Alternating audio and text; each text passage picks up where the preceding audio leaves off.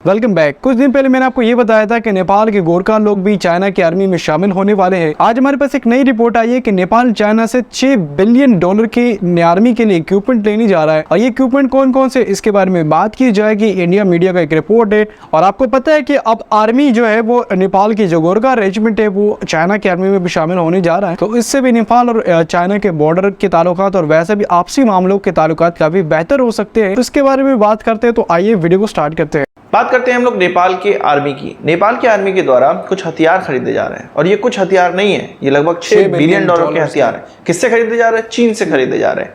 हम इनकी तरह उनको फ्री में गिफ्ट में हथियार या आर्मर प्रोटेक्टिव व्हीकल्स या कुछ ट्रक्स दे देते हैं या कुछ डिफेंस के और इक्विपमेंट दे देते हैं, ट्रक्स दे देते हैं, कुछ भी दे देते हैं। और जब खरीदने की बात आती है तो नेपाल दूसरे ही देशों से खरीदता है। इससे पहले उसने साउथ कोरिया से खरीदा था डिफेंस इक्विपमेंट, अब जाके वो चाइना से खरीद रहा है।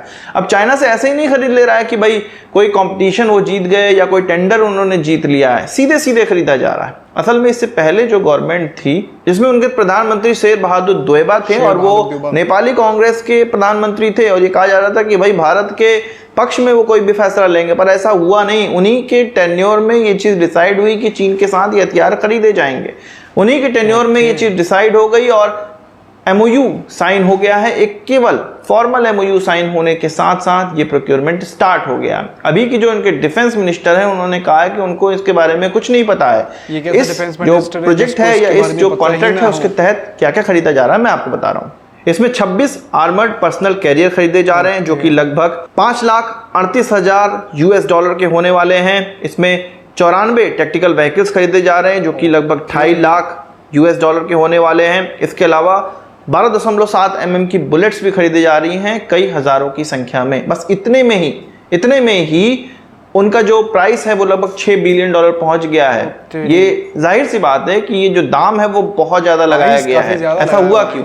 असल में एक नेपाली एजेंट है जिसका नाम है लोकेंद्र कार्की और ये नेपाली कांग्रेस लीडर का भाई है जिसका नाम ज्ञानेंद्र बहादुर कार्की है। इसके द्वारा नोरिनको को, जो कि चीनी कंपनी है और इस तरह के टैंक या आर्मर प्रोटेक्टिव व्हीकल इस तरह की चीजें बनाती है, उसको इंट्रोड्यूस किया गया नेपाल के अंदर। ये व्यक्ति इसके अलावा कई आर्मी के जो डील है वो करवाने में भी माहिर है, यानी कि नेपाल की आर्मी की तरफ से यही कंपनियों से बात करता है। इसके द्वारा बड़े बड़े आर्मी के जो ऑफिसर्स हैं उनसे मुलाकात की गई और ये हुआ कि भाई तुमको पैसा मिलेगा, जो घूस है वो मिलेगी, करप्शन के साथ ये चीज़ें खरीदी जाएंगी। जो उनके सेना प्रमुख हैं, नेपाल के सेना प्रमुख के द्वारा ये कहा गया कि भाई एक टेंडरिंग करा लेते हैं, सभी लोगों को बुलाते हैं और एक फेयर चीज़ करवाते हैं। पर ऐसा उनके जो ऑफिसर्स हैं उनके द्वारा दबाव बनाया गया, अपने ही जो सेना प्रमुख है उस पर दबाव बनाया गया कि भाई सीधे सीधे चीन को ये कॉन्ट्रैक्ट दे दिया जाए।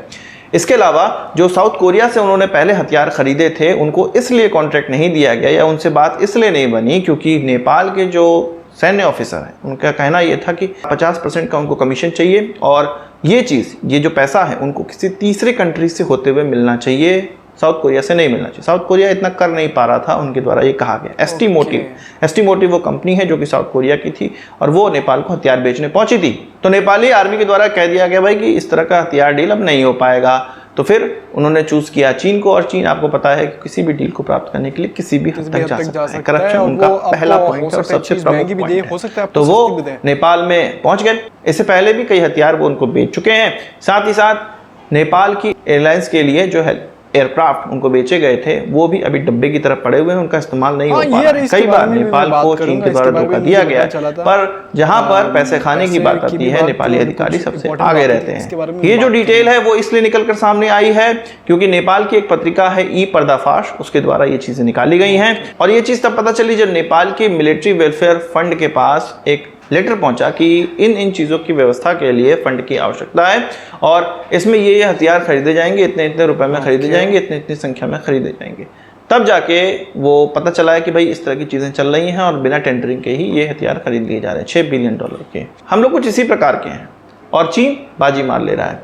चीन तो भूटान तक में बाजी मारा। कल मैंने आपको बताया था कि भूटान अब चीन के गोद में जाकर बैठ गया है। नेपाल तो पहले ही बैठा हुआ था, अब भूटान को भी चीन अच्छा लगने लगा है और जो उनका बॉर्डर विवाद है वो भी सुलझने के कगार पे पहुंच गया है। सुलझने क्या, भूटान इसके लिए समझौता कर रहा है और भूटान को थोड़ा प्रेस करते हुए चीन को भी अच्छी डील मिल रही है, इसलिए वो भूटान के साथ ये डील करने को तैयार हो रहा है। बात अब भारत की फंसती है।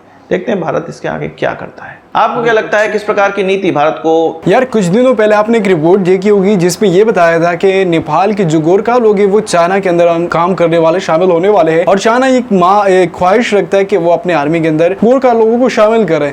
अच्छा, यहाँ पे कुछ दिनों पहले मैंने एक रिपोर्ट जो है ना रिएक्शन दिया था, वो बांग्लादेश की एक वीडियो थी, और वो ये रिपोर्ट था कि बांग्लादेश कुछ आर्मी के फाइटर प्लेन्स लेने वाले, वो जो एक यार एम्बुलेंस प्लेन्स होते हैं वो लेने वाला था। बांग्लादेश ने वो चीज मना कर दिया चाइना को कि हम नहीं लेने वाले, तो वो चीज सस्ते में देने वाला था चाइना, तो वो नेपाल ने ले लिया। बाद में ये पता चला कि यार वो जो प्लेन लिए हैं नेपाल ने, वो ऐसे माचिस की डब्बी की तरह है, कुछ भी नहीं है, खोखले पड़े हुए और उसके अंदर कुछ चीजें नहीं, मतलब वो किसी काम के नहीं, चलने फिरते जो है बट किसी काम के नहीं है। ये मुझे कुछ दिनों पहले पता चला था जब मैं बांग्लादेश की एक वीडियो के ऊपर रिएक्शन दे रहा था। आज अगर हम यहाँ पे ये बात करें, 3 किस्म की चीजें लेने वाला है नेपाल इस टाइम पे चाइना से, और आप अगर इसको कैलकुलेट करें तो यार बहुत हाई प्राइस पे ये जो है वो चाइना से नेपाल को मिलने वाली है। इसमें करप्शन भी होगी, इसमें कमीशंस भी जाएंगे, इसमें बहुत सारे लोगों को पैसा भी मिलेगा, क्योंकि ये डील जो है डायरेक्ट हो रही है, ना तो टेंडर पास किया गया है, ना कुछ और पास हुआ है, और ना बिल मंजूर हुआ है कि भाई वहाँ से कुछ चीज़ें लेने वाले, डायरेक्ट ले लेंगे।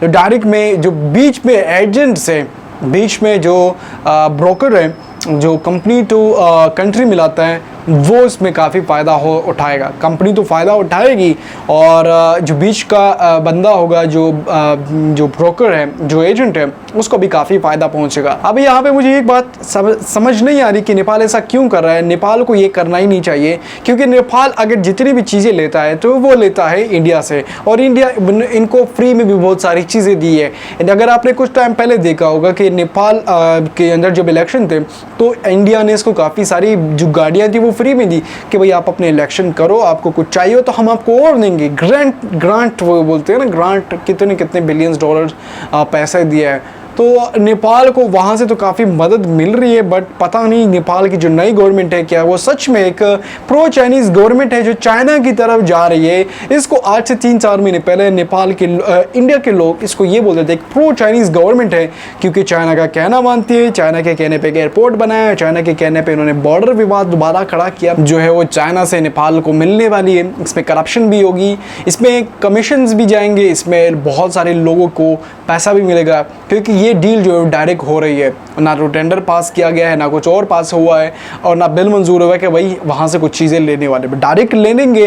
तो डायरेक्ट में जो बीच में एजेंट्स हैं, बीच में जो ब्रोकर है, जो कंपनी टू कंट्री मिलाता है, वो इसमें काफ़ी फ़ायदा उठाएगा। कंपनी तो फ़ायदा उठाएगी, और जो बीच का बंदा होगा, जो ब्रोकर है, जो एजेंट है, उसको भी काफ़ी फ़ायदा पहुंचेगा। आगे आने वाले वक्त में देखेंगे कि नेपाल चाइना के ताल्लुकात कितने ठीक होते हैं और इंडिया नेपाल के ताल्लुकात कितने ख़राब होते हैं। मिलते हैं नेक्स्ट वीडियो में।